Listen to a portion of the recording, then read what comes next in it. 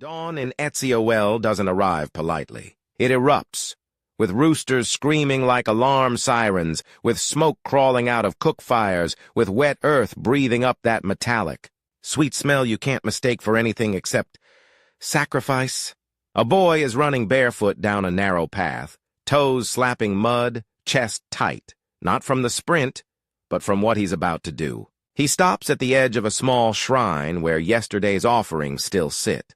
Palm wine gone sour, feathers stuck to clay, a dark stain on the ground that the rain hasn't dared to wash away yet. Flies hover like they own the place. The air has that faint, stomach-turning sourness, like something holy went bad overnight. And the boy, Francis Arinze, though nobody calls him that yet, stares at it with a strange mix of fear and curiosity, as if the world is daring him to blink first, because today he's going to step into the missionaries' school. Today, he's going to put his foot on a road that will drag him, against the pull of clan, custom, and whispers, toward Rome itself. And the question that makes your skin prickle is this: what does a child have to see, smell, and survive to become the kind of man a nation keeps calling our pride decades later? Ezio in the 1930s was not a place where you reinvented yourself.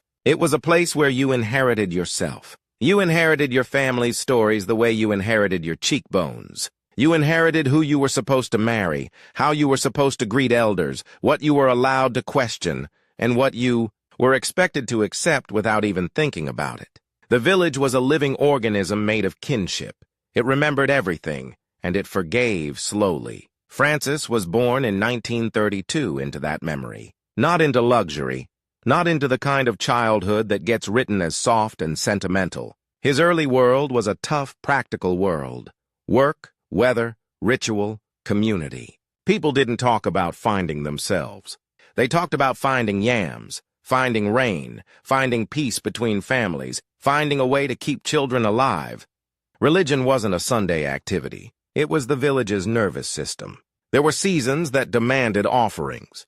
There were taboos that guarded order. There were ancestral realities you didn't mock unless you wanted to invite chaos into your house. Even if you didn't fully understand the rituals, you felt their gravity the way you felt thunder in your bones before it arrived. And Francis, young, sharp-eyed, quiet in the way observant children often are, watched everything. He watched men's faces change when they spoke certain names. He watched women's voices soften when they mentioned the dead. He watched the way adults could laugh loudly in daylight, but become careful and small at dusk, when stories moved closer to the fire, and the spiritual world felt nearer. He also watched something else: the newcomers.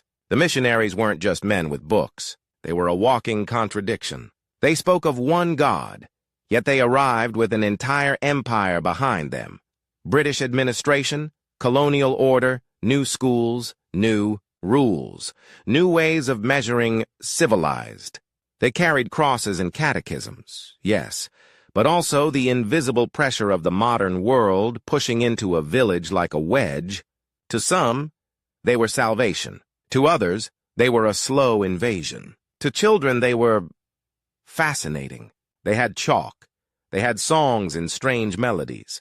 They had stories that didn't behave like village stories, stories that traveled across deserts and seas, stories where miracles happened, not at the edge of the forest, but in broad daylight. And they had school.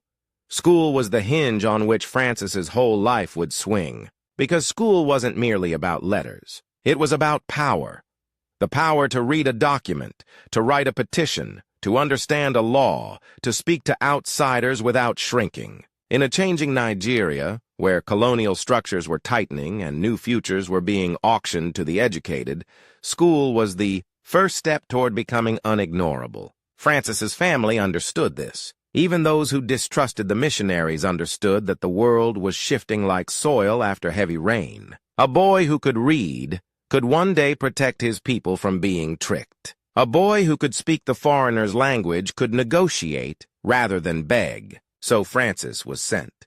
Not without tension, not without muttered warnings. not without that sense that he was being allowed to touch fire as long as he didn't come home burned. On the morning he first walked toward the school, he was not thinking about the Vatican. He wasn't imagining red robes or marble halls or titles spoken in Latin. He was thinking about the shrine, about the smell, about the flies, about the way adults acted like certain places could hear you. He was thinking, if I learn their words, will my own world punish me? That's how it starts for him. Not as romance, but as risk. There was another boy in his orbit, close in age, close in ambition, who would become a mirror and a rival. Let's call him Kane. Kane wasn't evil. That would be too simple. Kane was brilliant in the way that makes teachers proud and classmates nervous. He spoke quickly. He laughed loudly. He wanted to be first at everything, and he didn't hide it. Where Francis listened, Kane performed. Where Francis observed, Kane announced. And Kane understood something early. In a world being reshaped by outsiders, the winner wouldn't be the strongest. It would be the one who adapted fastest. So Kane adapted aggressively. He copied the missionaries' accents, even when it made older villagers grimace. He volunteered answers before questions were finished. He treated traditional practices like childish leftovers, making sure everyone saw how modern he was becoming. Some adults admired him.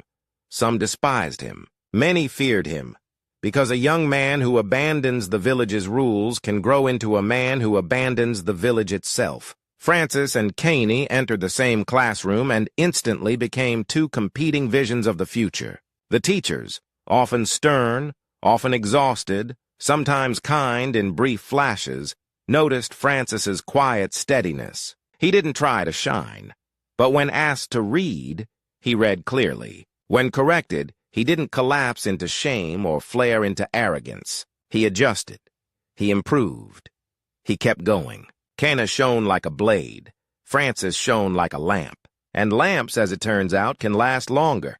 But early on, it didn't feel like that. Early on, Kane seemed unstoppable.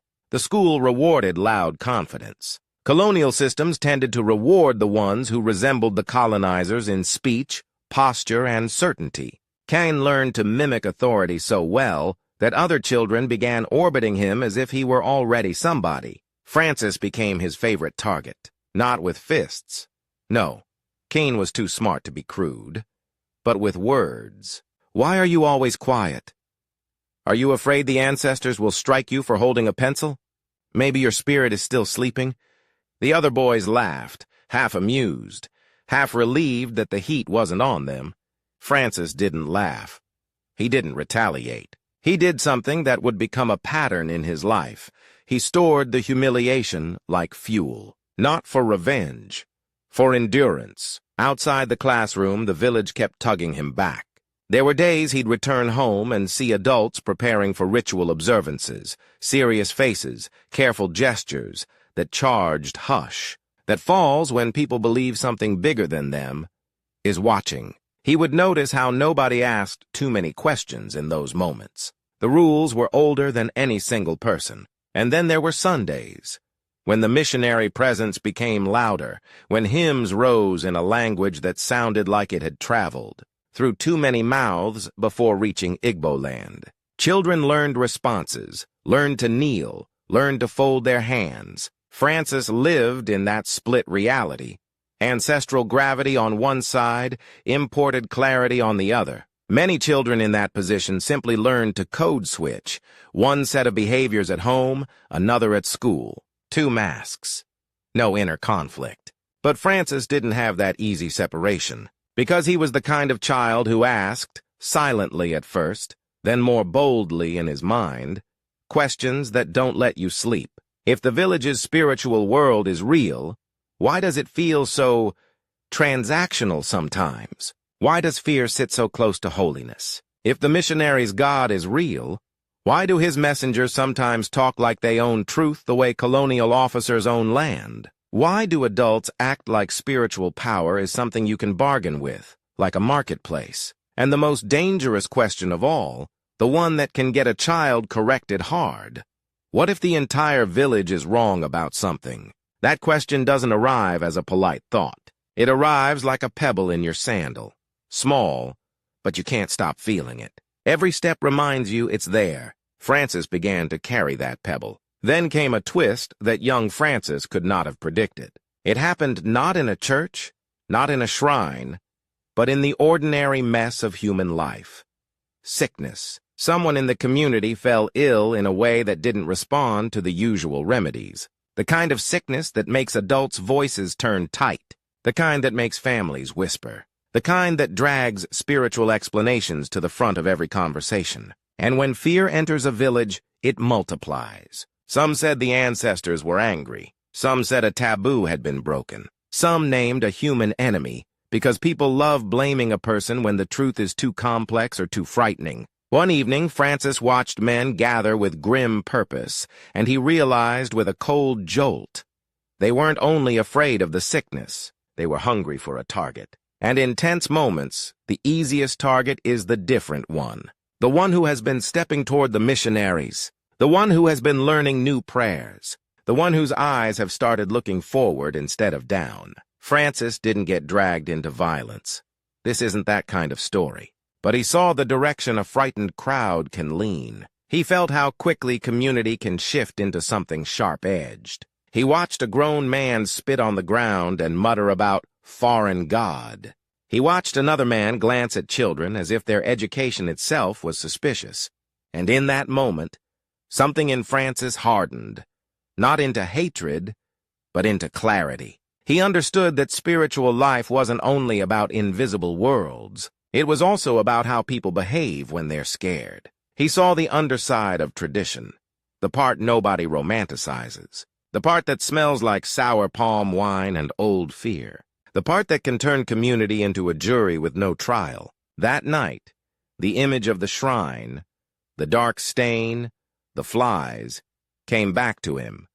But now it wasn't just an image of ritual. It was an image of what happens when spirituality becomes fear management. And Francis, still a child, still small, made a quiet, private vow. Whatever God is, I will not serve fear. Caney, of course, noticed the shifting winds, too. But Caney made a different calculation. Where Francis recoiled from fear as a spiritual tool, Keene saw fear as a lever. Caney learned to say what people wanted to hear, depending on the crowd. With the missionaries, he was the eager modern student. With traditional elders, he could perform respect and warn about how far some boys were drifting. He didn't need to name Francis directly. A raised eyebrow could do it. A half-joke could do it. A vague comment, "Some boys are forgetting their roots," could plant suspicion like a seed. Francis began to sense the rivalry deepening into something more dangerous than classroom teasing. It wasn't about grades anymore. It was about identity, about who would become the village's model of the future. And Francis realized something unsettling. Keene didn't need to be stronger than him. He only needed to be louder. That's how many lives get shaped, not by the best truth, but by the most repeated story. So Francis did something that looked like surrender, but was actually strategy. He became even quieter in public, and even more determined in private. He studied harder. He listened with sharper attention. He watched adults, watched missionaries, watched how power moved, who got praised, who got dismissed, who got feared. He began to understand that faith was not only belief, it was also discipline. And discipline, true discipline, can outlast noise. As he grew into his early teenage years, the world outside Ezio Well began pressing closer. News traveled of distant conflicts, of political shifts, of Nigeria's changing shape under colonial rule. People didn't have to understand every headline to sense the pressure of history building. Francis's education widened his mental map. A boy who reads discovers something intoxicating. There are other realities besides the one that raised you. There are other ways of being human, other moral systems, other forms of courage. And that discovery can feel like betrayal to the world you come from. Francis didn't want to betray his people. He loved them. He loved the way elders could tell stories that made you feel time-bend. He loved the way community could gather and become a living shield around grief. He loved the sense that you belonged to something bigger than yourself, but he could not unsee the fear. He could not unlearn the questions. And he could not stop noticing that the missionaries, whatever their flaws, kept talking about a God who didn't need to be bribed, a God who didn't demand you live trembling, a God who, according to their story, stepped into human suffering instead of standing above it. That idea struck Francis like clean water. It also scared him, because clean water exposes how dirty the cup is. The more he learned, the more he sensed he was approaching a line, one that, once crossed, would change how the village saw him forever. And crossing that line would mean facing the oldest enemy any reformer faces. Not a person, not a demon, but the collective pressure of, this is how we've always done it. That pressure wears human faces. Sometimes it looks like an elder's disappointed silence. Sometimes it looks like a mother's worried eyes. Sometimes it looks like a rival boy's grin, Keen's grin. Because Keen, sensing Francis drifting toward something deeper than education, sharpened his edge. One day, after class, Keen cornered him near the path that led back toward the village. "You think you're better than us," Keen said softly enough that it wasn't a public accusation, but a private threat. Francis didn't reply. Keen stepped closer. "You think their God will make you important?" Francis's heart hammered, but his voice stayed even. "I think God should make us truthful." Keen smiled as if Francis had just confessed something foolish. "Truthful?" Keen repeated. "In this world, you'll learn." And then Kane delivered the line that landed like a slap because it carried a certain cruel realism. People don't follow the most truthful man. They follow the man who looks like a winner. Francis watched him walk away, and for the first time, he felt something like anger. Not hot, not explosive, but cold and focused. Because Francis understood what Keen was really saying. Faith is a ladder. God is a tool. Identity is a costume. And Francis, still young, still forming, could sense the future branching in front of him like two paths in tall grass. One path led to becoming clever and admired and spiritually hollow. The other path led to becoming misunderstood, maybe even rejected, but internally free. That's not a choice most children think they're allowed to make, but Francis did. Quietly. Without a speech. Without applause. He chose the path that would cost him more. The first act of his life ends with him standing on that invisible line. He hasn't yet made the formal leap that will define him. He hasn't yet become the theologian, the cardinal, the global churchman. But the engine is already running. A village boy, born into a world of ancestral fear and colonial pressure, has decided he will not serve fear, even if fear dresses itself as tradition, even if fear recruits friends, even if fear smiles like Kine. And the closer he moves toward the missionary's faith, the more the village will test him. Because villages don't just raise you, they also try to keep you. And when you start slipping from their grip, they don't always tighten their hands gently. They tighten them like a trap. And Francis is about to find out how hard that trap can snap. The trap didn't snap all at once. It clicked. Quietly. Like a door latching behind you. Francis began to notice it in small ways first. The way conversations stopped when he entered. The way an elder's greeting turned into a thin nod instead of warmth. The way certain boys suddenly remembered they had somewhere else to be. Even laughter changed. It became careful. It became coded. And then the pressure came from a place that hurt more than any rival could manage. Home. His mother, hands rough from work, eyes sharp with the kind of love that scans your face for danger, started studying him the way you study weather. Not accusing. Not begging. Just measuring. One evening, as smoke curled from the cooking fire and the sky dimmed into that bruised purple dusk, she said, almost casually, "I've been praying their prayers more." Francis didn't deny it. In a village, denial is often a confession anyway. She stirred the pot, the wooden spoon scraping the bottom in slow circles. "Do you still hear your people when they speak?" "I hear them," Francis said. "But do you belong when you hear them?" she asked. And there it was, spoken out loud at last.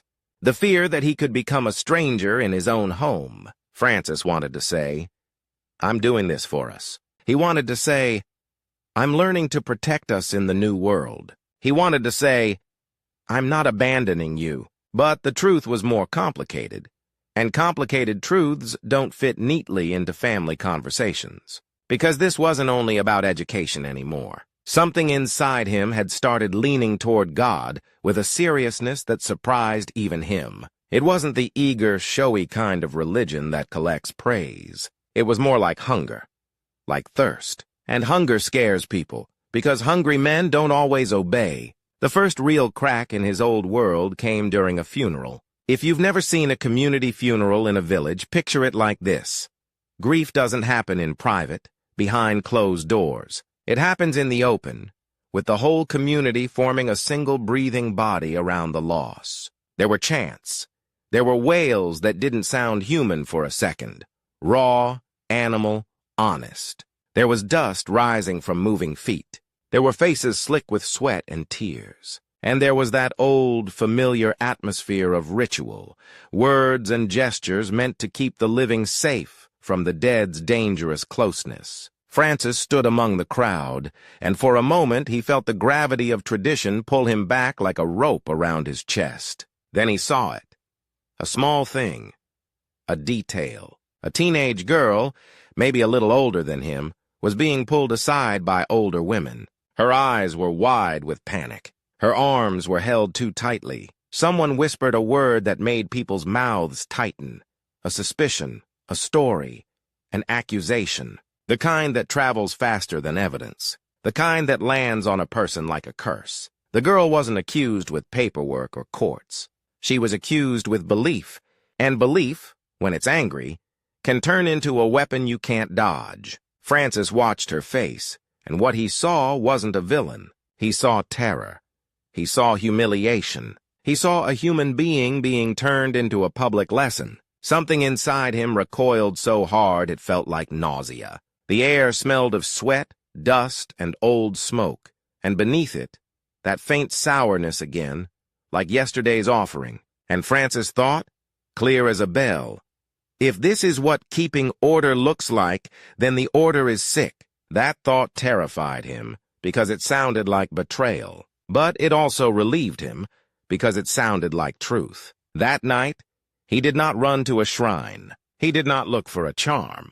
He did not ask for protection in the old transactional way. He knelt, awkwardly at first, like someone trying on a posture he isn't sure he deserves, and he prayed to the God he had been studying. Not with performance, not with polished phrases, with anger, with confusion, with the kind of honesty that feels almost rude.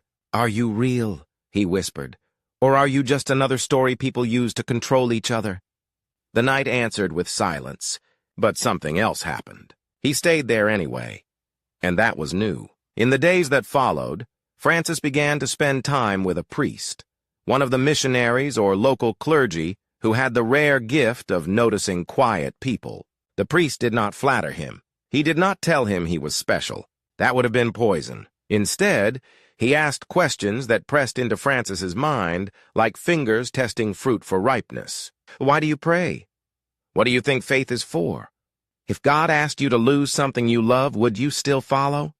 Francis hated that last question, because the answer was dangerous. He could feel it, like standing on the edge of deep water. And that's when the rival, Cain, re-entered the story like a familiar shadow. Cain had changed, too.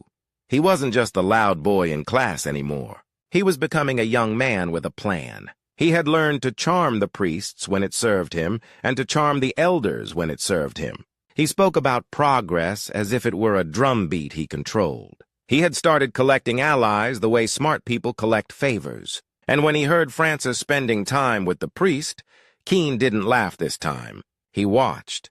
He calculated. Because Cain understood that if Francis truly leaned into God, not as a ladder, but as a calling, then Francis would become something Cain couldn't easily compete with. Not louder, not flashier, but untouchable. People forgive arrogance more easily than they forgive holiness, because holiness exposes everyone. So Cain did what rivals do when they can't beat you openly. He tried to poison the story about you. A whisper here. Francis thinks he's too pure. A smirk there. Francis wants to be a white man's favorite. A suggestion. Careful. Quiet boys are the ones hiding ambition. And the saddest part? Some people listened, because the village was already nervous about anyone drifting too far from the old ways. Francis began to feel watched from two directions at once. The old spiritual world that demanded loyalty, and the modern social world that demanded performance. And right in the middle, he was trying to listen for God. It felt like trying to hear a heartbeat in the middle of a market. Then came the moment that made everything irreversible. A choice appeared, not as a grand cinematic offer, but as a practical reality. Further religious training, seminary. In a village context, the idea of a boy entering seminary was not just a personal decision. It was a social event. It was a statement. It was a line drawn in the dust. Some families felt pride. A son becoming a priest meant respect. It meant connection. It meant your name traveling farther than your farmland. Other families felt dread. A priest belonged to everyone. In a sense, he belonged to no one. He could not marry.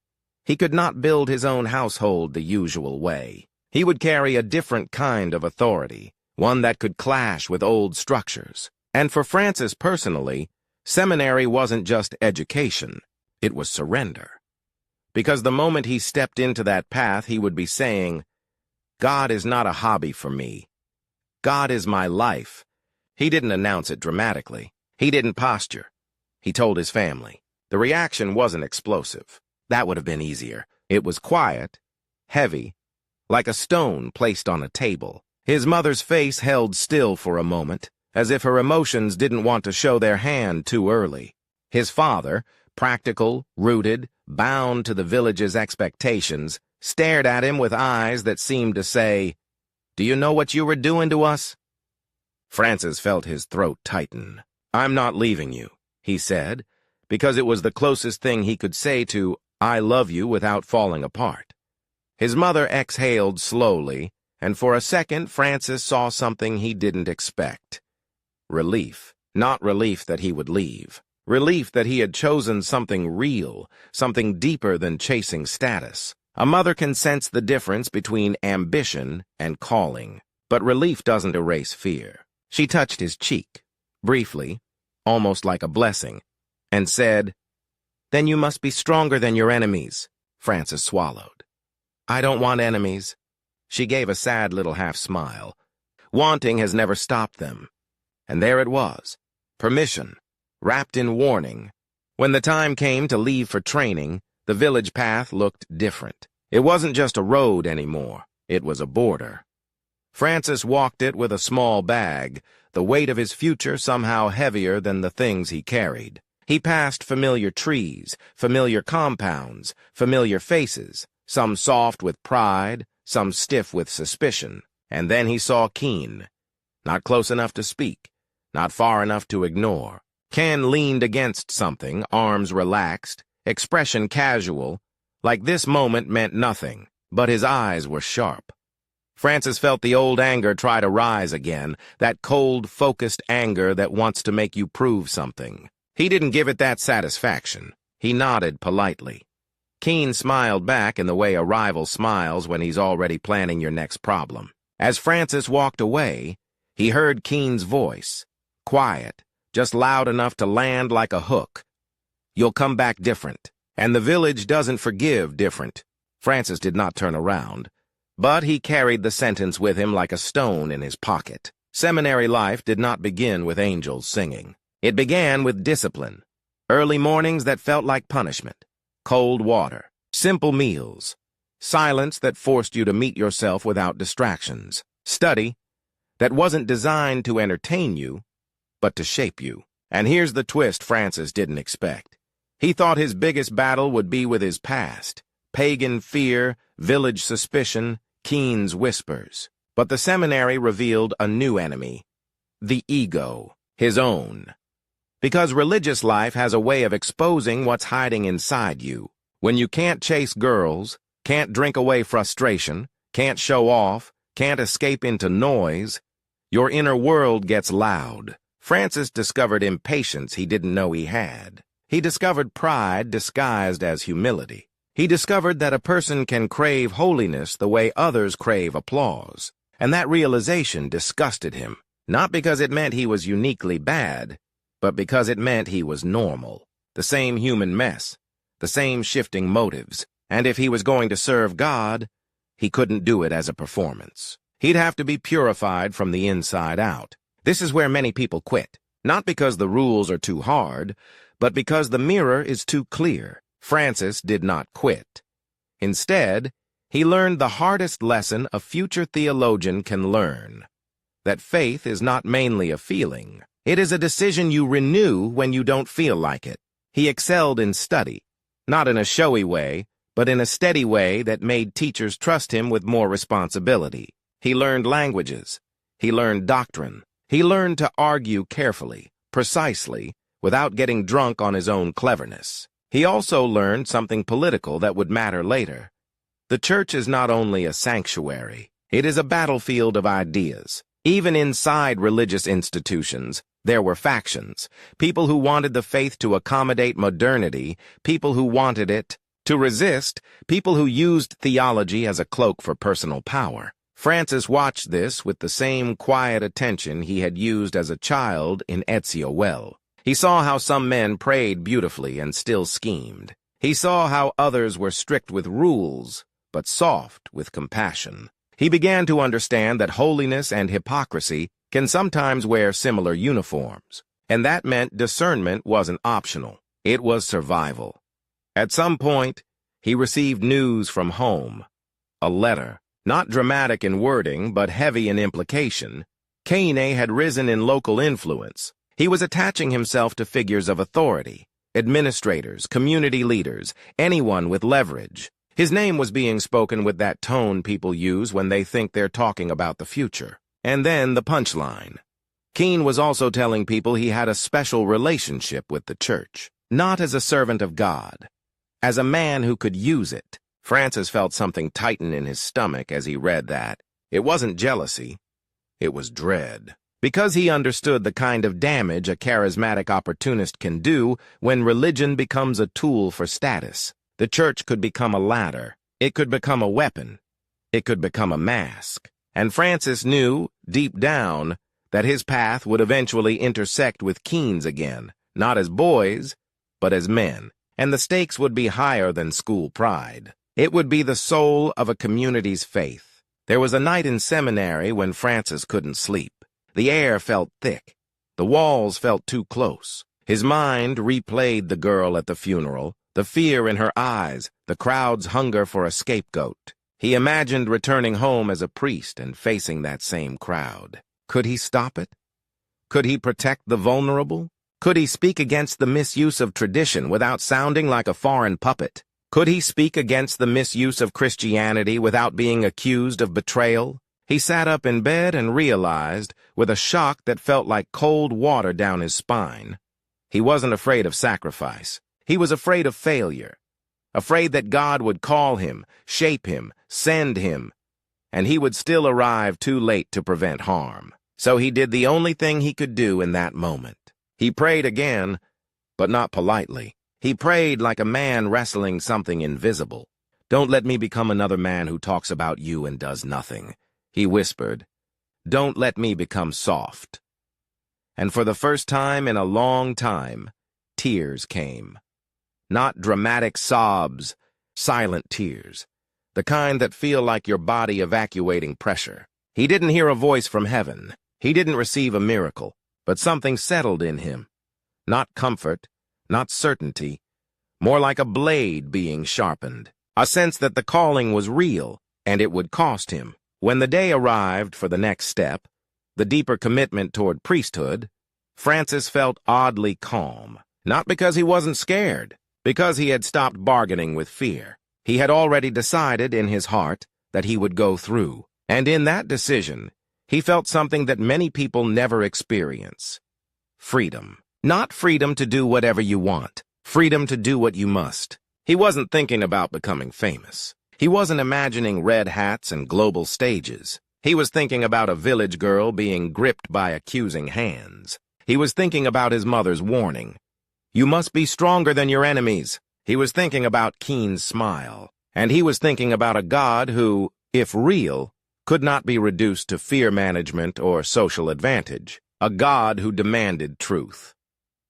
By the time Francis returned home for a visit, he had changed.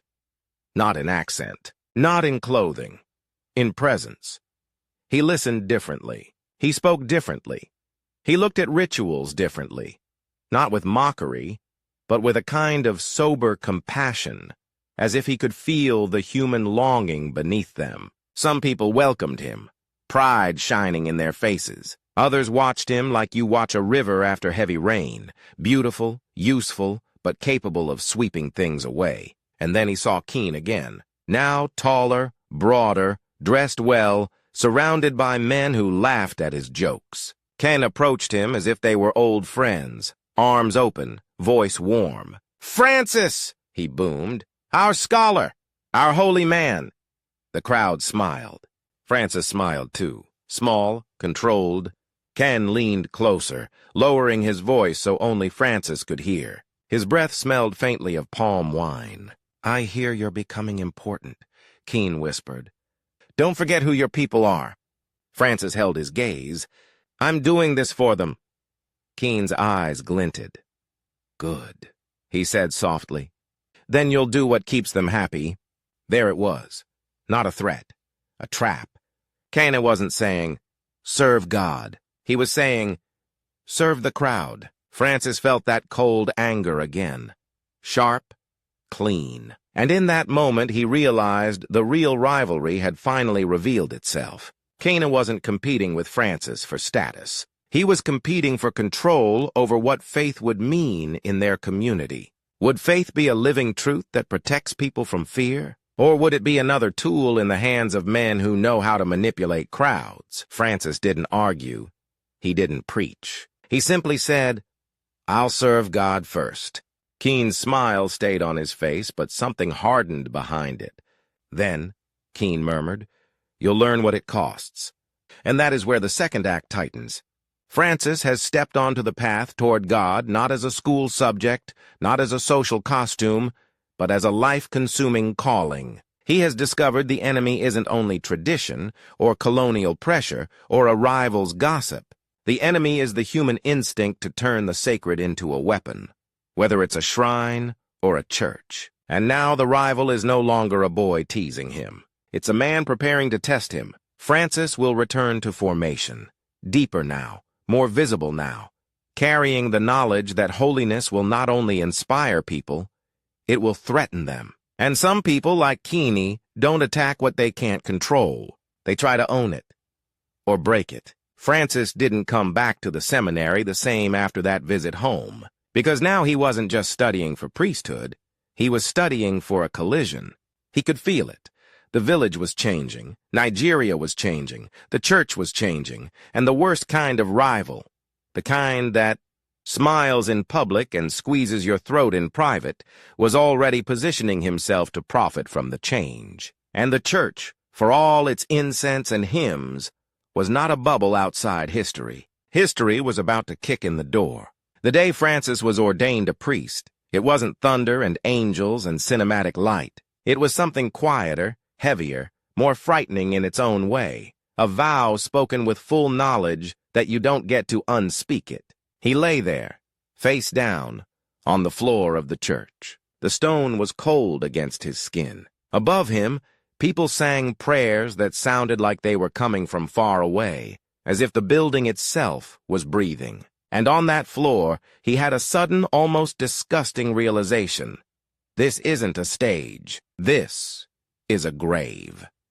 Not a grave where you die physically, but a grave where the old version of you gets buried, the version that belongs only to himself, the version that can choose comfort without guilt, the version that can hide when things get dangerous. When he rose, he was a priest. And a priest in his world wasn't a man who only preached on Sundays. A priest was a man who walked into people's grief like a doctor walking into a plague house. A priest was a man who got called when the baby wouldn't stop crying, when the marriage became a war, when a young man's rage started, to spill into violence. When someone swore they'd seen a spirit in the night, a priest was expected to be both gentle and unbreakable. Francis learned quickly. People don't bring you their best selves. They bring you their raw selves, and raw humanity has a smell to it.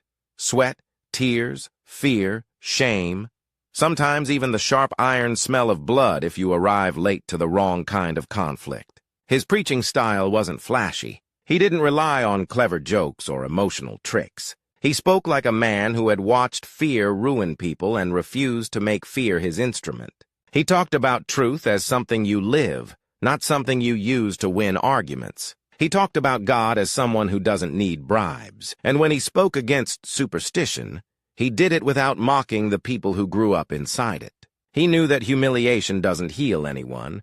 It just creates quieter, more bitter enemies. That approach won him trust. But it also created a strange new kind of resentment. Because when you refuse to play the old games, when you refuse to trade in fear, when you refuse to flatter crowds, some people start to hate you not because you hurt them, but because you're harder to control.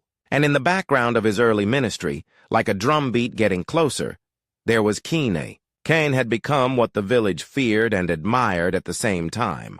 A fixer. The man who knew the right people. The man who could arrange a meeting, move a rumor, settle a dispute, solve a problem, so long as you understood the price. He didn't wear a collar. But he knew how to wrap himself in religious language when it helped him. He could quote scripture with one breath and twist someone's arm with the next. And he had learned a powerful trick. If you want to control a community, you don't just control money. You control meaning. You control what people believe is sacred.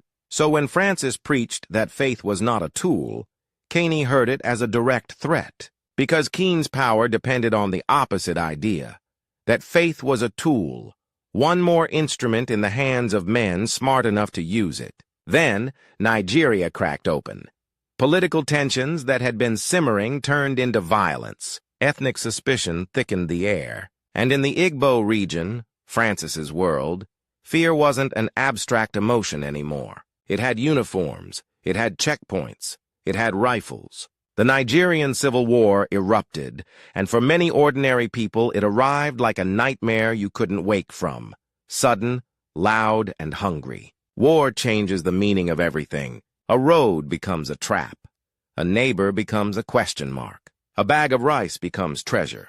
A rumor becomes a death sentence. Francis watched the world around him begin to starve. Not just bodies starving, but trust starving. And in a war, religion stops being a debate topic. It becomes a lifeline. People crowded into churches not because they wanted theology lectures, but because they wanted shelter, physical and psychological. They wanted to believe that the universe still had a moral spine. Francis became a priest in the hardest possible way, not through sermons, but through proximity to suffering. He saw mothers with hollow faces, holding children whose eyes looked too big for their skulls. He saw men, normally proud, reduced to quiet desperation, trading heirlooms for food like it was nothing. He saw panic ripple through crowds when planes passed overhead, because the sound of an engine could mean tomorrow didn't exist. And he learned the brutal truth that most people never fully accept until it's too late.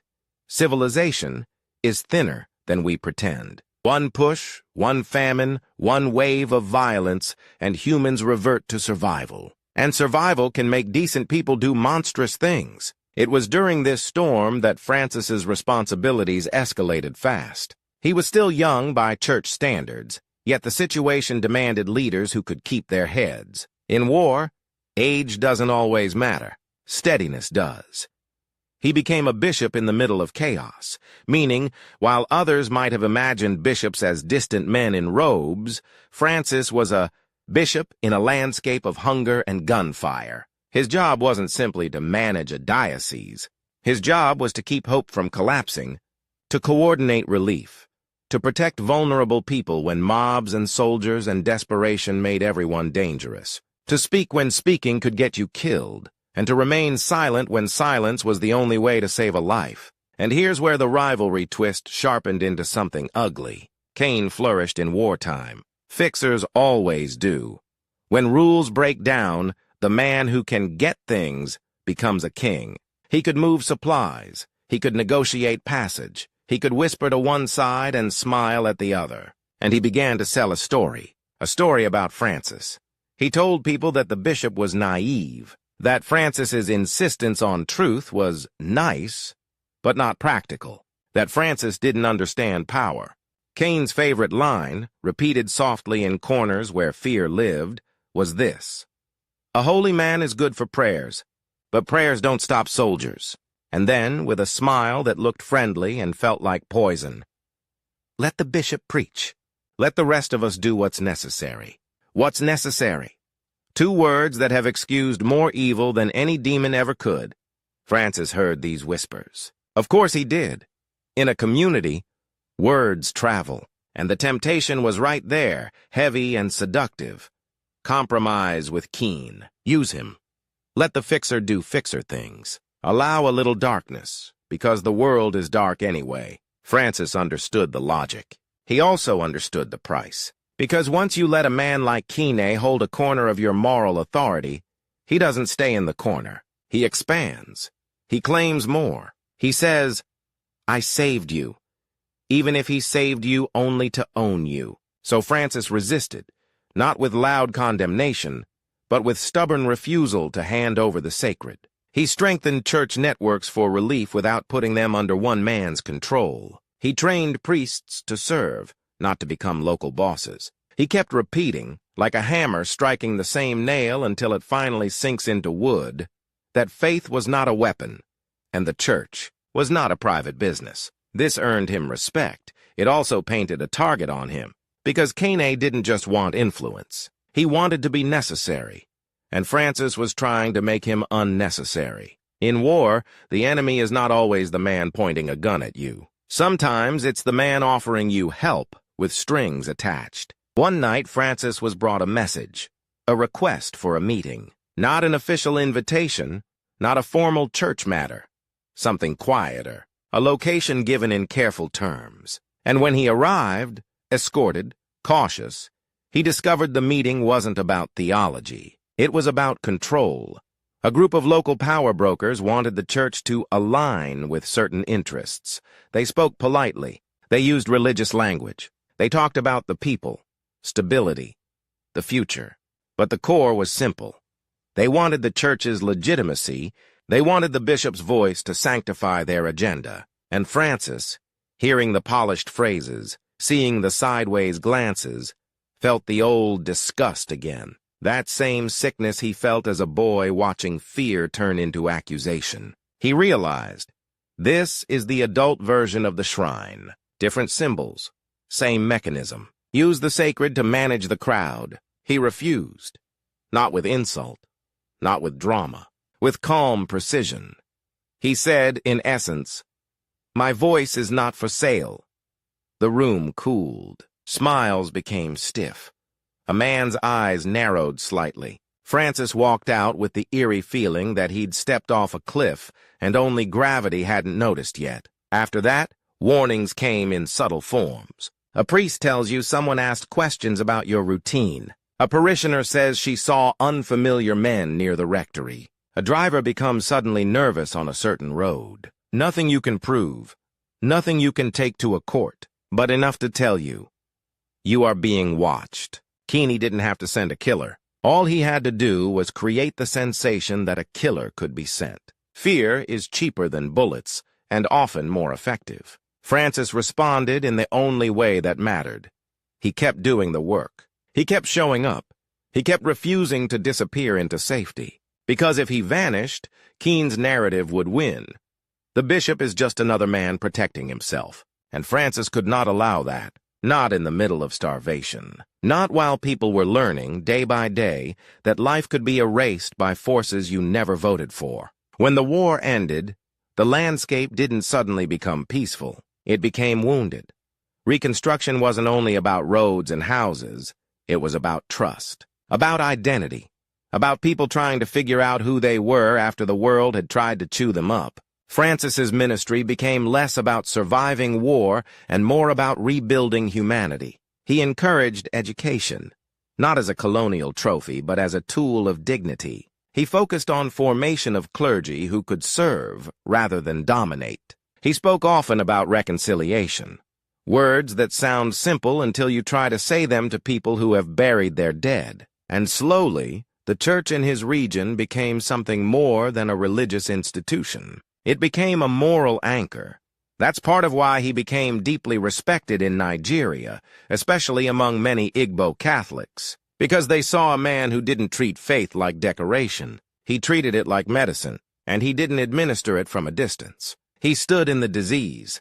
Now here comes another twist, one that changes the scale of the story. Rome noticed him. The Vatican is an ancient machine. It doesn't move quickly, but it watches. It collects names. It pays attention to men who remain steady under pressure, who can speak to both local realities and global questions. Francis had something rare. He understood traditional African religious sensibilities from the inside because he grew up among them. And he had deeply embraced Catholic theology from the inside, too, not as an imported costume, but as conviction. That made him valuable for something the Church was increasingly forced to confront: interreligious dialogue. Because the late 20th century Church wasn't dealing only with internal debates. It was dealing with a world where religions rubbed against each other like tectonic plates, sometimes creating beauty, sometimes creating earthquakes. Francis was called into broader service, eventually into roles that placed him at the center of conversations between faiths. And this is where the rivalry with Kine evolves from local to symbolic. Because when Francis went international, Kine couldn't follow him into Rome. But Kine didn't need to. He could still control the story back home. He began framing Francis as a man who had left them. Rome has taken him, Keane would say with theatrical sadness. He speaks for the world now, not for us.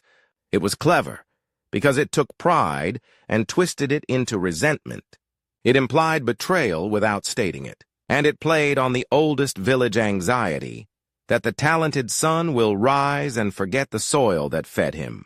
Francis understood this dynamic. He knew it was a trap designed to cut his roots. So he responded not with propaganda, but with consistency. He kept visiting, kept speaking directly to people, kept showing public loyalty to his Nigerian identity, even while serving the global church. He refused to become a foreign Nigerian. But he also refused to become a local priest who pretended the world didn't exist. That balancing act is part of why he became such a significant figure, because many people can be loud in one arena, few can be credible in two. Then came another landmark. He was made a cardinal. In the public imagination, cardinal sounds like a costume. In reality, it's weight. It means your voice matters in the church's highest circles. It means your name gets spoken in rooms where decisions ripple across continents. For Nigerians, especially in the Catholic community, this was huge. Not because Nigeria beat the world, but because it signaled something deeper, that a son of a once dismissed region, from a village that colonial maps barely cared about, had become a major figure in the oldest global institution on earth. And yet, Francis did not transform into a celebrity priest. He remained, at his core, a disciplined theologian with a pastor's instincts. He spoke about the dignity of worship. He spoke about the seriousness of liturgy, not as aesthetics, but as the language a community uses to speak to God. He spoke about the need for faith to be lived, not worn. And because he didn't sugarcoat, he became both admired and controversial. Some loved his clarity. Some disliked his firmness. Some wanted the church to modernize faster. Some wanted it to resist change entirely. Francis navigated this not by chasing applause, but by staying anchored to what he believed was true. That steadiness, again, created enemies. Because a man who won't chase your approval can't be easily bought. Now picture him standing in a grand cathedral far from Ezio Well, surrounded by marble and ritual, incense rising like a slow ghost toward painted ceilings. And picture what's in his mind. Not luxury, not prestige. He is seeing dust. He is smelling smoke from village fires. He is seeing the terrified eyes of a girl at a funeral. He is hearing his mother's voice. Be stronger than your enemies. He is seeing Keeney's smile. Because even as Francis rose, the human problem remained the same. People still wanted to use religion for power. They still wanted to weaponize the sacred. They still wanted to control crowds through fear. The symbols changed. The temptation didn't. And Francis's mission, whether in Nigeria or Rome, became one long confrontation with that temptation, not with fists, with theology, discipline, and moral refusal. By the end of this stretch of his life, Francis has become a global churchman, yet his core conflict remains intensely personal, a lifelong resistance to turning God into a tool. And Keeney, whether you imagine him as one man or as the spirit of opportunism in every community, keeps testing that resistance by whispering the same poisonous message. Be practical, be popular, be useful to power. Francis keeps answering with the same dangerous phrase, I'll serve God first, because he learned long ago what happens when fear becomes sacred, and he chose, again and again, to let faith be the antidote, not the infection. At a certain age, power stops looking like a trophy and starts looking like a burden you'd pay to put down. For Francis Arinze, the late years weren't a gentle fading into quiet holiness. They were a slow, relentless test. Could he stay himself when the world tried to turn him into a symbol? Because that's what happens to men who rise far. People stop seeing the person. They start seeing a banner, a headline, a rumor, a weapon. And some of the ugliest weapons aren't knives or guns. They're sentences. It began with whispers that didn't come from village corners anymore, but from the global Catholic bloodstream. Vatican hallways, journalists' questions, speculative lists, the quiet thrill of who might be next. Arinze had become a cardinal with real responsibilities, a man whose voice mattered in rooms where a single phrase could shift. How millions worshipped, prayed, and understood authority. He was known for clarity, sometimes admired, sometimes resisted, especially around the dignity of liturgy and the seriousness of faith, as something lived, not performed. But then came the seductive poison. Papabile, a man who could be pope. To the public, that word sounds like a compliment. To a real servant, it can feel like a trap that tightens around the neck. Because if people start imagining you as next, they stop listening to what you actually say. They listen for signs. They interpret your gestures like omens. They reduce your theology to politics. And politics, especially religious politics, has a smell of its own. Polished, smiling, faintly rotten. Suddenly, the same old problem returned in a newer costume. The sacred being used as a lever. Arinze had spent a lifetime fighting that in a village setting, then in wartime, then across continents in interreligious dialogue. Now it came for him in the heart of the church itself. He could feel the eyes. Not hostile eyes, not exactly. More like hungry eyes. People who didn't want to know him. They wanted to place him, to claim him as their candidate, their proof, their trophy. And whenever a community starts treating a holy man like property, something dark follows close behind. The people who want to own the story of him. Back home in Nigeria, pride rose like a flood. Here was a son of the soil, from Etziowel, speaking in the language of the world, yet still unmistakably Nigerian, still carrying the cadence of home in his bones. For many, he became a signal flare, a reminder that Nigeria was not a footnote in global Christianity, but a beating heart. In churches and families, his name could be spoken with a kind of protective affection. That one, Arinze, he is ours. But ours can be love, and it can be control. And that's where the old rival returned, older now, more cautious, more skilled. Cana was no longer a young fixer in a dusty local drama. He had become something worse, an elder fixer, less visible, more embedded. The kind of man who could sit at public ceremonies and smile while quietly moving influence behind the scenes. Cana heard the pride around Arinze and saw an opportunity. He couldn't follow Arinze into Rome, so he tried to own Arinze's shadow in Nigeria. He began attaching himself to anything that looked like Arinze's legacy. Committees, church events, cultural associations, public statements about protecting tradition. He spoke as if he'd always supported Arinze, as if he'd been part of the story all along. And then he started the clever part. He framed Arinze as a man of purity, and then used that image like a knife. Because if you can convince people a leader is pure, you can also make them furious when he disappoints their fantasies. Cana began spreading a very particular kind of rumor, one that didn't accuse Arinze of scandal, because that would fail. Instead, it accused him of distance. It's easy to be holy in Rome, Can would say with a sigh, as if he were protecting the village from disappointment. But can he still smell the smoke of home? Can he still hear the people? It was the old trap again, pride twisted into resentment, and it worked on some.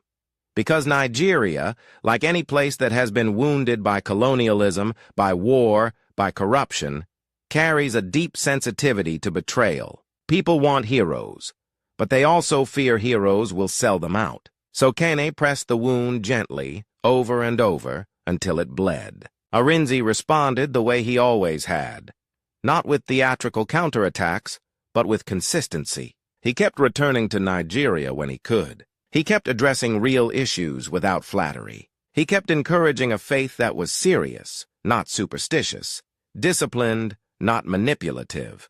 But the late years brought an even sharper twist: aging. Aging is humbling in a way that ideology can't argue with. It slows you down. It weakens your voice. It makes stares feel like a moral challenge. It takes a man who once could command a room with presence alone and forces him to rely on something deeper than charisma. And that's when the world often turns cruelest. Because as soon as people sense a leader is nearing the end of active power, they begin circling the legacy, like vultures circling, an animal that isn't dead yet. Who will inherit the influence? Who will speak for him when he's silent?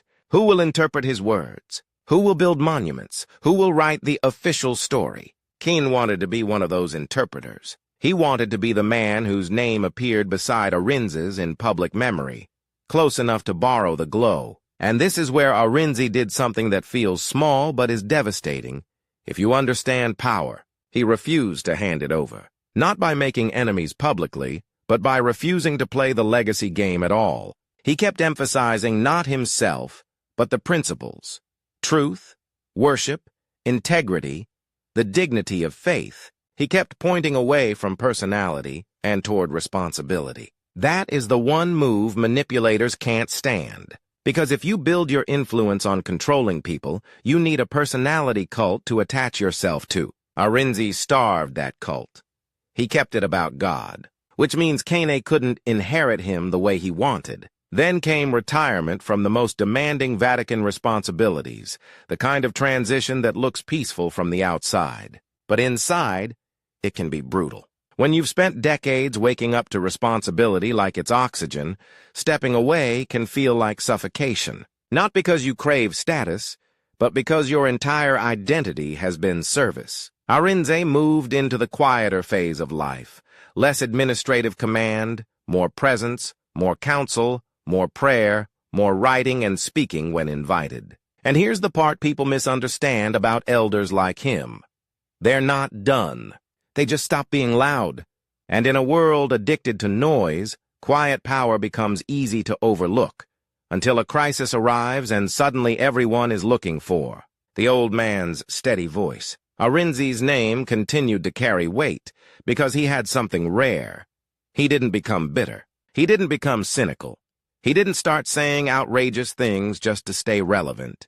He remained himself. And remaining yourself is harder than becoming famous. In Nigeria, the reasons people honor him go beyond titles. They honor him because he represents a kind of victory that doesn't smell like corruption. A Nigerian who rose to global influence without becoming a clown for applause. A churchman who spoke with intellectual clarity without mocking ordinary believers. A man who moved between worlds, traditional Igbo sensibility, modern global Catholicism, interreligious dialogue, without losing his core. For many Nigerian Catholics, he is proof that holiness is not foreign property. That discipline, learning, and spiritual authority are not imported decorations. They can grow from Nigerian soil, Even for Nigerians outside Catholicism, Arinze's public image can read as a form of national dignity, an elder whose name isn't attached to scandal, whose reputation doesn't need constant repairs. That kind of figure becomes a reference point. When the world feels chaotic, people point to a steady elder and say, "Look, it's possible." But the conflict wasn't finished. Because life doesn't end conflicts neatly. Kana, older now, began shifting tactics. If he couldn't own Arinze's legacy, he would try to tarnish it by association. He'd appear at events and praise Arinze loudly, too loudly, so that people would start wondering, why is this man so close? He'd claim he had private conversations with Arinze, implying endorsement. He'd position himself as a guardian of true tradition, trying to frame Arinze's seriousness about faith as support for Kine's control. And this is where Arinze's most powerful weapon wasn't a speech. It was distance. The quiet kind. He didn't have to denounce Kine by name. He didn't have to give the rival more oxygen. He simply didn't validate him. No public embrace, no symbolic closeness, no shared stage when it mattered. Kine's influence, built on proximity, began to starve. Because manipulators can survive criticism, but they can't survive irrelevance. Now, you asked for death, recognition, and legacy. Here is the truth that makes the story sharper, not weaker. As of January 16, 2026, Francis Arinze is still alive, which means the ending you want isn't a tombstone scene. It's something more unsettling, more human, and honestly more powerful. It's watching a man live long enough to see people fight over the meaning of his life while he's still breathing. It's watching him become a living monument while still being a person, an elder who wakes up with aches, who prays, who remembers his mother's warning, who still carries the smell of village smoke in memory, who likely still feels that old disgust when the sacred gets turned into a tool. And it's watching time do what it always does. Time strips away noise. Time reveals motives. Time buries manipulators under their own schemes. Time, slowly, brutally, clarifies who was real. Kine may still exist in some form, if not as one man, then as a pattern. The opportunist who tries to stand next to holiness to look tall, but patterns eventually get recognized. And when communities mature, they start honoring the thing itself, not the parasite attached to it. That is what legacy is. The part of your life that survives the people who tried to use it. So what does Arinze's legacy look like in the living sense? It looks like Nigerian Catholics who take their faith seriously, not as fear, not as magic, not as political branding, but as discipline and worship. It looks like priests and bishops who learn that you can be firm without being cruel, clear without being arrogant. It looks like people who realize interreligious dialogue isn't weakness. It's strength under pressure, the ability to speak with others, without dissolving into relativism or hatred. It looks like a global church that, at least in part, had to reckon with the fact that Africa isn't the church's future, the way. Outsiders say it in a patronizing tone.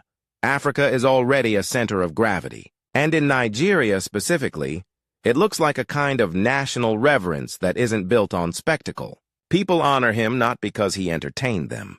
They honor him because he didn't sell them. If you want one final visual to hold in your mind for the video's ending, something cinematic but honest, picture this. An old cardinal, sitting quietly, hands folded, not on a throne, not under flashing cameras. Just an elder in stillness. Outside, the world is loud. Scandals, politics, religious arguments, hunger for power. Inside, the same man who once stared at a shrine with flies hovering over sour offerings is still refusing the same poison. Fear as religion. Power as holiness. Identity as a costume. That refusal is why he's honored. Not because he was perfect. Nobody is. But because he was consistent. And consistency, real consistency, costs more than talent. It costs your comfort. It costs your popularity. Sometimes it costs your safety. It costs you the easy life. But it buys something rare. A name that doesn't rot. A legacy that doesn't stink. A story that remains clean even when people try to smear it. And that's why, in Nigeria, many people don't just respect Cardinal Francis Arinze. They keep him close in their imagination, as proof, as warning, as pride. As the village boy who walked past the sour smell of fear and chose a different altar.